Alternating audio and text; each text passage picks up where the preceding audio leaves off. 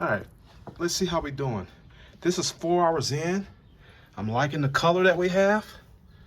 That it usually goes that red, that mahogany, before we get a little darker and start getting that black that we're looking at. Now, from here, I'm going to determine whether I need to start spritzing. Told you guys earlier about the scratch test. So I scratch, that's pretty much attached to that. I get a little bit coming off, but I think now it's about visual cues as well. So now I'm looking to see those edges are drying out. I see a little bit of that. I'm feeling it. The edges are a little hard, but we can recover from that. That's fine. So what I've got here, I've got some apple cider vinegar and water. It's 50-50. What we're gonna do is we're gonna spritz the brisket. So you'll be spritzing those edges. All right, don't worry, brisket is not gonna taste like apple cider vinegar whatsoever. You need to make sure we don't dry this brisket out. Those edges, you know, I've heard some use the term edging, right? But we can come back by providing moisture to our brisket. All right, so I'll do a few squirts.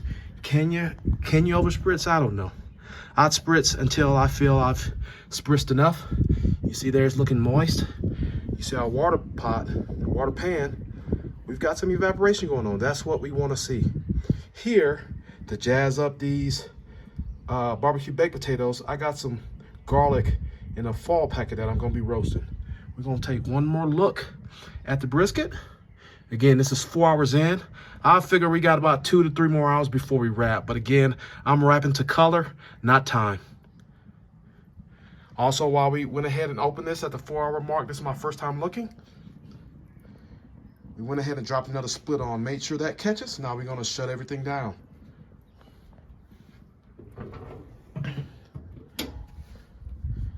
Go ahead, get it shut down. Again, I'll let this go for another hour and a half, 2 hours, and then I'll be back out to look. What I'm looking for, that color. Be back. YouTube, we back. So this is after 6 hours. So we are 6 hours on a dot on this. Let me show you the temperatures that we're reading at. I've got my one-touch tip probe. I'm gonna go all over this brisket. Okay, so that right there that's hitting 165. Don't know if you can see that. Going straight down the middle. The point meets the flat. That's about 170. And then you can still see the juices coming out of that. So I do still have fat rendering. So that's about 170 on the dot.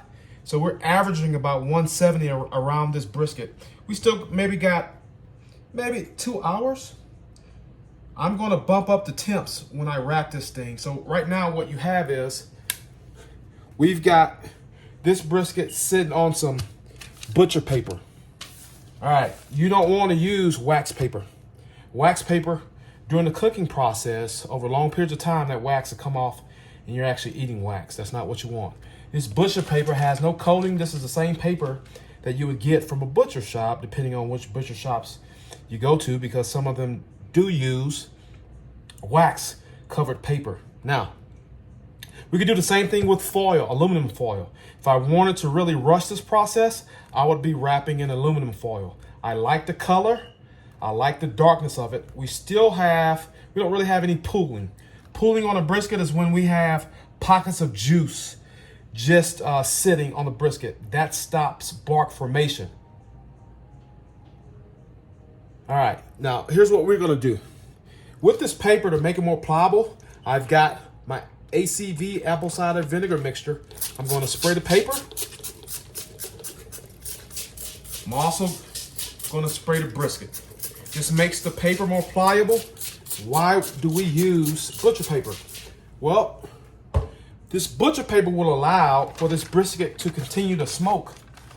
It'll allow smoke to enter the paper while letting fat to exit. So you'll notice right now this paper is pretty dry, minus me spraying it with apple cider vinegar. All right, so it's a little bit more pliable. That's what I'm trying to get. When we take this off of the smoker, when it's done, I give it, you know, maybe 20, 30-minute rest. Because from what I'm doing with it, I don't need it to rest all day. That's normally what I would do with a whole pack of brisket. So we're gonna get this wrapped up. You'll notice once we take it off the smoker, it's gonna be full of fat. Again, this paper allows the fat to continue rendering while allowing the brisket to still take on that smoke. Because I don't want to be cooking this all night, now when I put this back on my smoker, I am going to bump up my temperatures. We're not too far from being done. The perfect temp for me, my area, I'm looking for 203 to 205, all right, for this to be perfect. However, I don't have to nail that perfectly because, again, we're shredding and chopping majority of this brisket. We're gonna go ahead and get this wrapped so I can get it put back on. So we're gonna tuck. We're gonna tuck. It smells delicious. All right. Fold.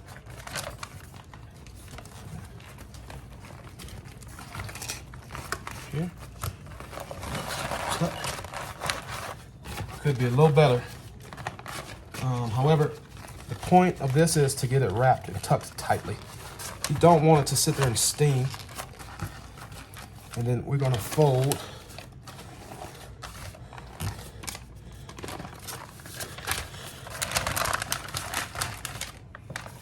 Not the best wrap job I've done. However, I am trying to record this. Usually when I'm not trying to record this, I'm a bit faster at it and it looks a little bit neater. All right. All right. So keeping everything tight. Or actually, we're gonna do this. We'll go ahead and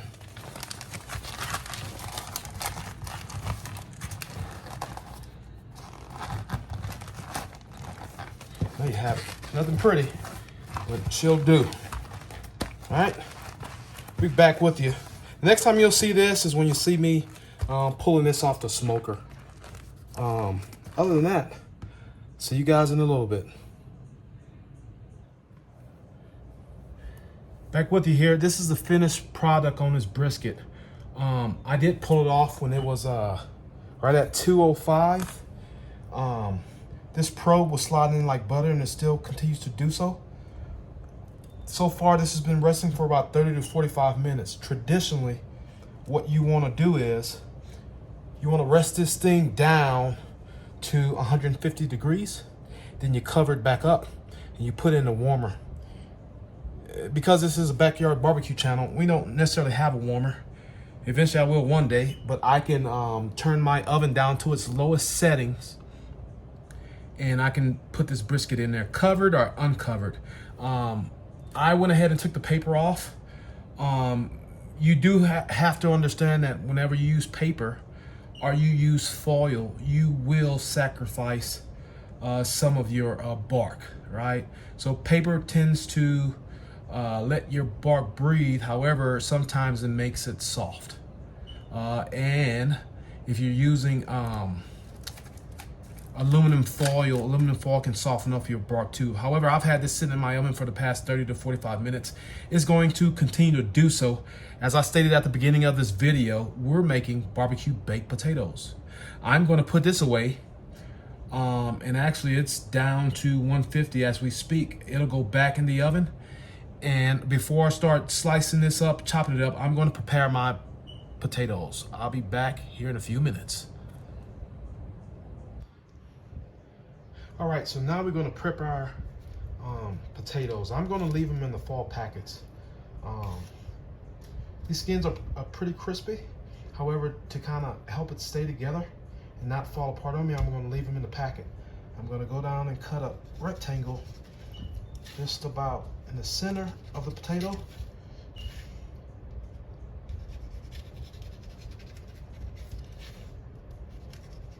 Nothing too hard here, guys. We're keeping it simple. All right. Put the knife down, get that foil out of there. And now I want to make sure I get this top out. I am leaving the skin into my mixture. All right.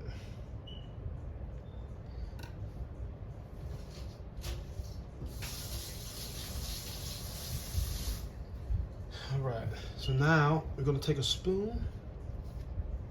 Hands are clean, guys. And I'm going to scoop.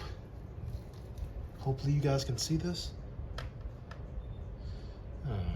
That's no bueno.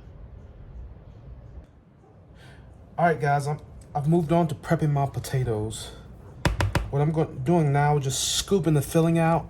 These are gonna be more like twice baked. Here shortly, once I finish this, I'll go ahead, chop the brisket up, pull out all my fixings, and I'll come back to you so you guys can see how I'm gonna prepare these. Now, you don't have to twice bake them. However, I'm gonna do that, add a little bit more flavor, right? This filling, I'll jazz it up a bit. Some cheese, some sour cream, maybe a little bit of mayonnaise, salt, pepper, some butter. You could also add in some bacon. I'm not, because I've got brisket. All right, once you have this pretty much dug out, there you have it. So I've got 3 here. These will be our 3 potatoes for dinner. I'm also gonna take one with me to work tomorrow. I'll be back. Let me prepare my fixings, and I'll see you then. All right, now we're back. I've got my filling here in this bowl. There's nothing but potatoes and the skins from what I've pulled off. We're gonna go in. We're gonna go in with some green onion. We're gonna reserve some for the finished product. We're gonna go in with a few pats of butter. Let's not kid ourselves. I'm going in with a lot of butter, guys. All right, it is cold. All right. We're gonna hit it with a bit of buttermilk. We also got some cheese here. Let me open my cheese. I should have had this open already, but work with me.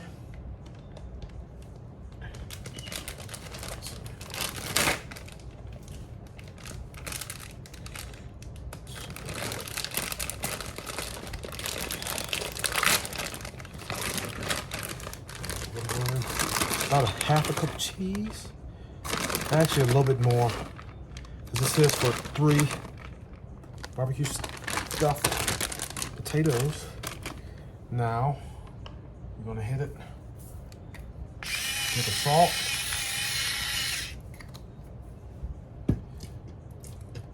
Scoop of mayonnaise.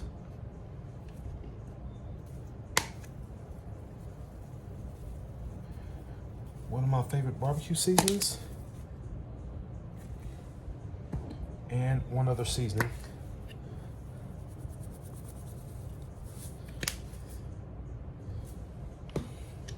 We're gonna give this a good mix. Now, the butter's probably not gonna melt right now because my potatoes were done earlier. But what we are gonna do, we are going to go ahead and get these back in the potatoes and stick them back in the oven. That gives me time enough to prepare my brisket, which is done. It's just resting at this point. So we can get the show on the road, and I can complete this video.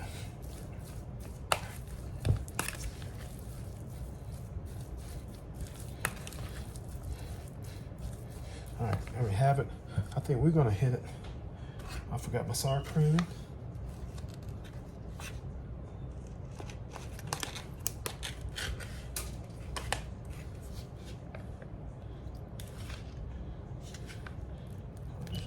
Take sour cream. All right. Hit it with a little bit more buttermilk. Remember, all these ingredients are interchangeable. If you want to use regular milk, you can go ahead and do that. If you want to leave out the sour cream, I don't know why you would, but go ahead and do that. We're going to bring this all together by mixing it up. I can still see the pats of butter.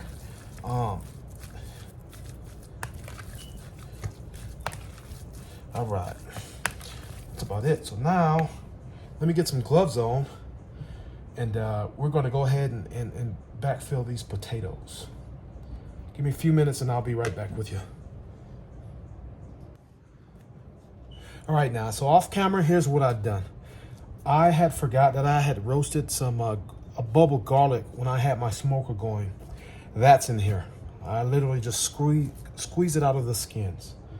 All right, now I also had sauteed. I've got some serrano peppers, jalapeno peppers, red onions, and jalapenos and bell peppers in here. I'm going to load these in the bottom of my potato skins. Nothing too hard. I'm gonna get it in there. This is just more flavor, guys. More flavor.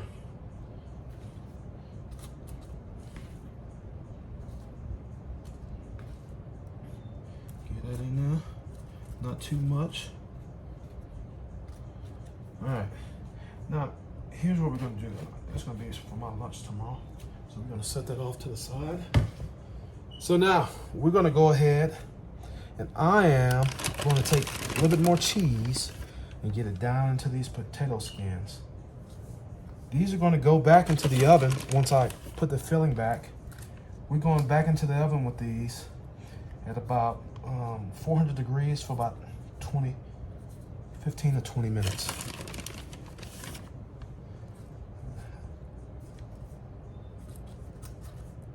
I can already smell the different flavors coming off these sauteed onions.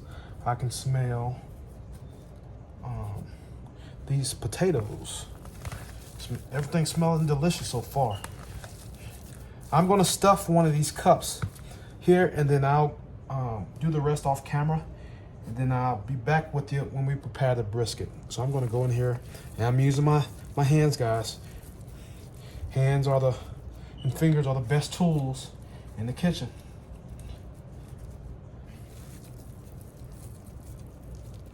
Going here, we're gonna stuff these. And so I still have the brisket to put on these, so I'm not gonna go too crazy.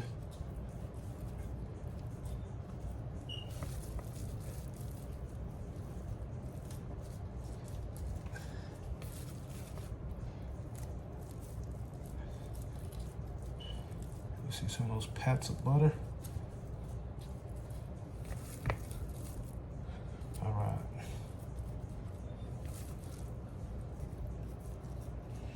All right, I'll be back. I'm gonna get my oven prepared, pull the brisket out so I can go ahead and start chopping that to go on top of this. And I'll show you how we're gonna close this video out with a taste test. I'll be back. All right, now we're gonna prepare this brisket. So I really don't have to abide by the rules as you have it. What rules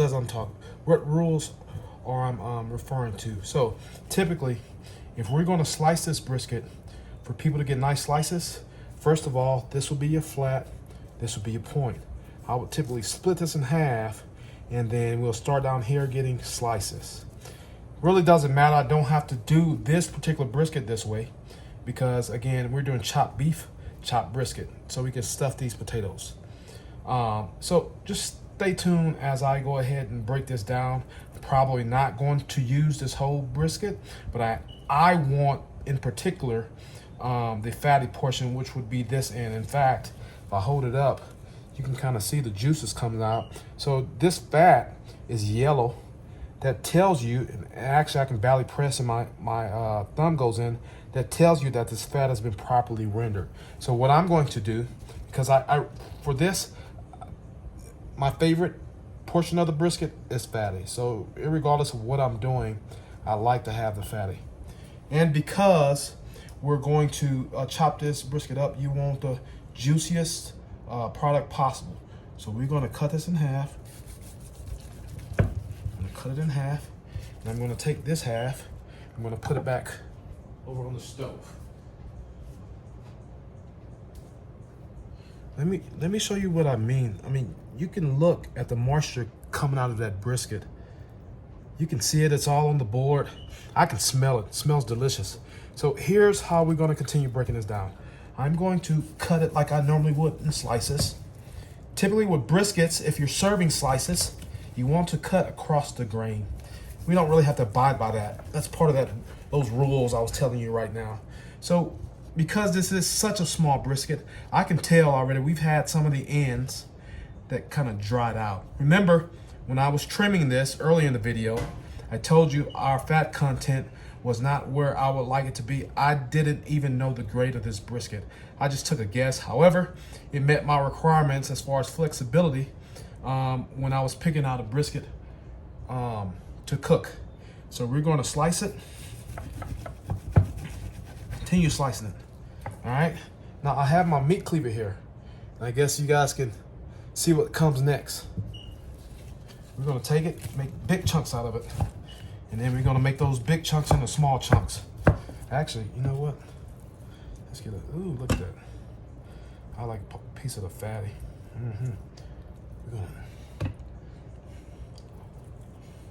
That's delicious.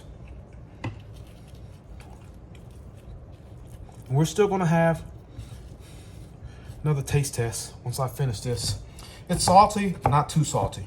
The pepper hits just right. Now I'm going to chop this up.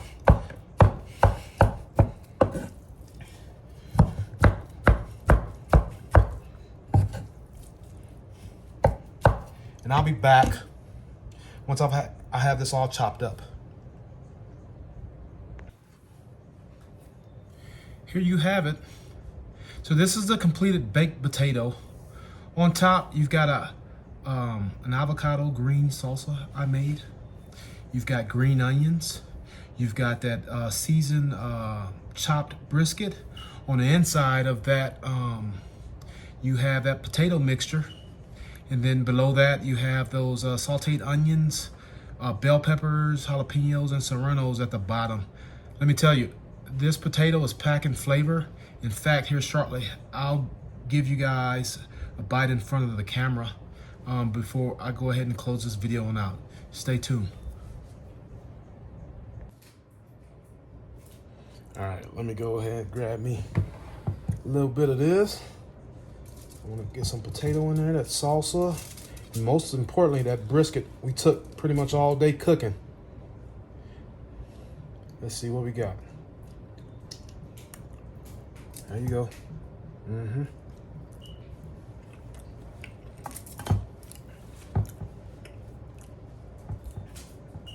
That's delicious. So, honestly, when I do barbecue baked potatoes, I usually, it is a bit more simpler than this. From having done it this way, I would probably continue doing it this way from here on out. The flavors are usually lacking when I do it the way I do it because I'm not doing twice baked potatoes, nor am I going the distance and taking that filling of the potatoes and doing something with it besides just leaving it mashed potato. Let's recap what we did. We got up, actually, this video started last night. Seasoning our brisket. This is a smaller brisket. I believe it was 6 pounds before I trimmed it. And I didn't do much of a trim because it was lacking in the fat department. I don't know what category brisket this is, meaning I don't know whether it was prime, select, or the other grades out there. I can tell you it probably wasn't prime. It may have been select or choice.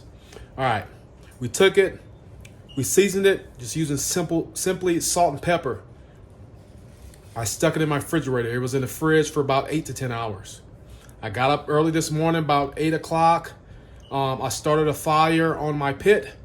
I put the brisket on. At the same time, I went ahead and cleaned my potatoes. That wasn't on video. Cleaned them, washed them, brushed them off to remove any dirt. And then I hit them with olive oil and salt. I got them in foil. I did 5 potatoes, 2 of which I'll be taking with me to work tomorrow. So 3 me and my family are eating tonight. I've already got the nods from my daughter and my wife over here that they're delicious. They haven't stopped eating since I gave them their plates. What else did we do? I made off camera again. I made an avocado salsa. Where I live, typically, tacos are the meals of the day. You want a salsa, and a good salsa can kind of go with anything. I just took some things that I had laying around the house and in the refrigerator, and I made me a salsa. Something to set this baked potato off. What's different about this baked potato as well is that you can eat it from the skin to everything else. The skin is pretty crispy. It's been salted and oiled. So I'm getting ready to sit down and eat mine. Tonight I plan on publishing this video and posting it. Hopefully I've given you guys some ideas on how to demystify the cooking process of a brisket. It's not that hard. All you need is time, quality wood, and most of all, patience and love.